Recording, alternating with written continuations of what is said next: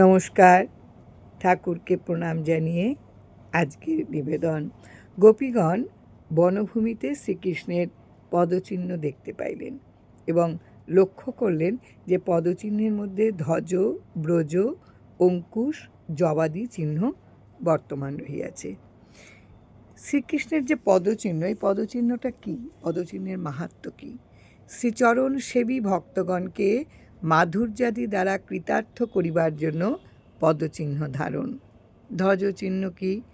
ধ্বজচিহ্ন ভক্তগণকে অভয় ও ইন্দ্রিয় পরাজয়ের নিশান দান করবার জন্য ভগবান ধ্বজচিহ্ন শ্রীপদে ধারণ করিয়াছেন।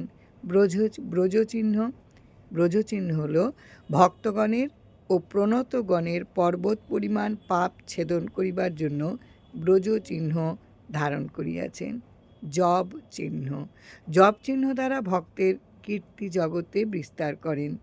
অঙ্কুশ চিহ্ন ভক্তের মনোহস্তিকে দমন করবার জন্য শ্রীপদে অঙ্কুশ চিহ্ন। এই গোপীগণ এই পদচিহ্ন তারা দেখতে পেয়েছিলেন।